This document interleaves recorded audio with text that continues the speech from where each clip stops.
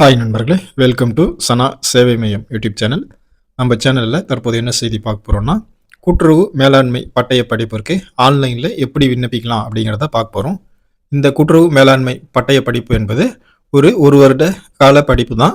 இந்த படிப்பு படிக்கும்போது உங்களுக்கு கூட்டுறவு சம்பந்தமான வேலை வாய்ப்புகள் வரும்போது இந்த படிப்பு படிச்சிருந்தீங்கன்னா உங்களுக்கு அந்த வேலையில் முன்னுரிமை கொடுப்பாங்க. கூட்டுறவு வேலைக்கு எப்படி அப்ளை பண்ணுறது அப்படிங்கிறத இந்த வீடியோவில் பார்க்கலாம். அதற்கு ஃபஸ்ட்டு tncu.tn.government.in இந்த வெப்சைட்டை ஓப்பன் பண்ணிங்க. இந்த வெப்சைட்டில் லெஃப்ட் சைடில் 2025-2026 முழு நேர கூட்டுறவு மேலாண்மை பட்டய பயிற்சி விண்ணப்பிக்க அப்படின்ட்டு இருக்கும். அது நீங்கள் கிளிக் பண்ணிக்கணும். கிளிக் பண்ணிவிட்டால் இந்த மாதிரி ஒரு பேஜ் ஓப்பன் ஆகும். இந்த பயிற்சிக்கு விண்ணப்பிக்க என்ன கல்வி தகுதி தேவை அப்படிங்கிறது இதில் போட்டிருக்காங்க. அதை நம்ம படித்து பார்த்துட்டு அடுத்தது நெக்ஸ்ட் அப்படின்னு கொடுத்தீங்கன்னா இந்த பயிற்சிக்கான கட்டண விவரங்கள் முழுமையாக கொடுத்துருக்காங்க. அது முழுமையாக நீங்கள் பார்த்து தெரிஞ்சுக்கலாம். இதற்கு மொத்த தொகை 20,000 ரூபா கிட்ட வரையும் நீங்கள் இந்த ஒரு வருட பயிற்சிக்காக செலுத்துகிற மாதிரி இருக்கும்.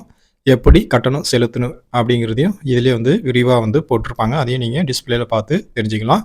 இந்த பயிற்சிக்கான திட்டங்களும் முதல் பருவம், இரண்டாம் பருவம் அப்படிங்கிற அடிப்படையில் என்னென்ன சப்ஜெக்ட் கொடுக்குறாங்கிறதையும் பார்த்துட்டு நெக்ஸ்ட் கொடுக்கும்போது இந்த பயிற்சி பற்றிய முழு விவரங்களும் இதிலே பார்த்து நம்ம தெரிஞ்சுக்கலாம். இந்த பயிற்சிக்கு விண்ணப்பிக்க என்னென்ன சான்றிதழ்கள் தேவை அப்படிங்கிறதும் பார்த்துட்டு அடுத்து இதெல்லாம் ஏற்கிறேன் அப்படிங்கிறத அதில் டிஸ்பிளேல காட்டும். அக்ரி அது கொடுத்துட்டிங்கன்னா இந்த மாதிரி 2025-2026 ஆண்டு முழு நேர கூட்டுறவு மேலாண்மை பட்டய பயிற்சிக்கான விண்ணப்பம் இதுதான். இதில் என்னென்ன அப்ளை பண்ணணும் அப்படின்னா ஃபஸ்ட்டு விண்ணப்பதாரர் பெயர், அடுத்து ஆனா பெண்ணா என்கிற அந்த பாலினம் செலக்ட் பண்ணணும். அதுக்கு அடுத்து பிறந்த தேதி, அது பிறந்த தேதி போடும்போதே பக்கத்தில் வயது அது ஆட்டோமேட்டிக்காக கால்குலேஷன் ஆகிடும். அதற்கு அடுத்து உங்களுடைய மொபைல் நம்பரு, அதே போல் ஆல்டர்னேட்டிவ் மொபைல் நம்பரும் கொடுக்கணும். அதற்கு அடுத்து ஆதார் கார்டு எண் 12 இலக்க எண் கொடுக்கணும். அதற்கு அடுத்து உங்களுடைய மின்னஞ்சல் முகவரி கொடுக்கணும்.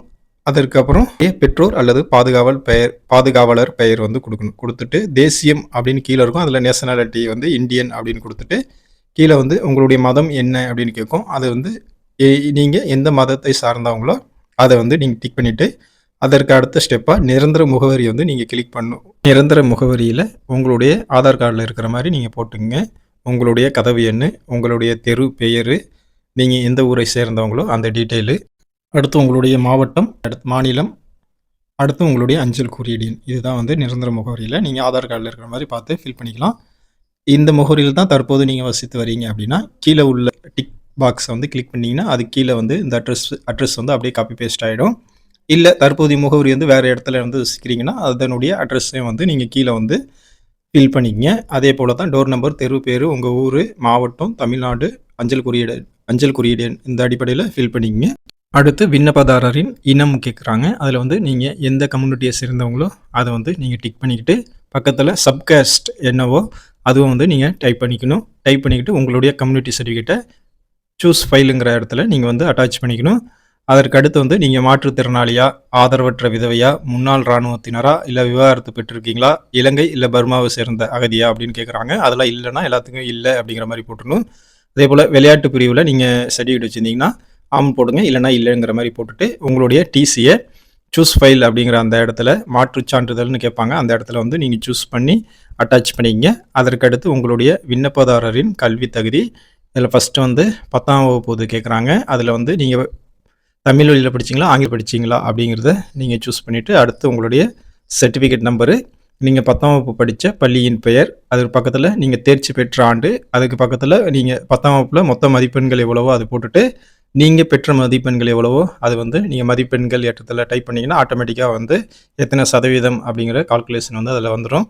அதற்கு பக்கத்தில் மதிப்பெண் சான்றிதழ்னு இருக்குது, அதில் சூஸ் ஃபைல்னு இருக்குது. அதை கிளிக் பண்ணிவிட்டு உங்களுடைய 10ஆம் வகுப்பு சான்றிதழை நீங்கள் பதிவேற்றுக்கலாம். இதே போல் தான் 12th டிகிரி படிச்சிருந்தாலும் இதே மெத்தட்லேயே நீங்கள் ஃபில் பண்ணிவிட்டு அந்த சர்டிஃபிகேட்டை நீங்கள் அட்டாச் பண்ணி விடணும்.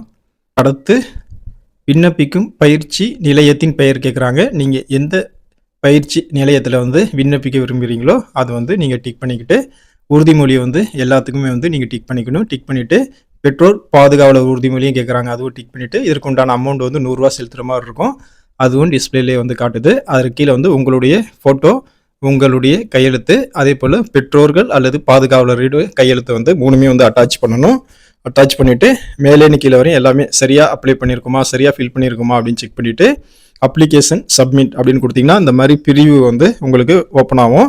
இதில் எல்லாமே சரியாக அப்ளை பண்ணியிருக்கோமான்னு ஒரு எட்டு வந்து நீங்கள் செக் பண்ணிவிட்டு மீண்டும் வந்து அப்ளிகேஷன் சப்மிட் கொடுத்தீங்க அப்படின்னா உங்கள் அப்ளிகேஷன் வந்து சப்மிட் ஆகிடும். அதற்கு உண்டான பணம் 100 ரூபா வந்து இதில் கட்டணும். அது யூபிஐயில் QR கோடு மூலமாகவே நீங்களே கட்டிடலாம். கட்டிட்டீங்க அப்படின்னா உங்களுடைய அப்ளிகேஷன் வந்து ஃபில் ஆகி கம்ப்ளீட் ஆகிடுது.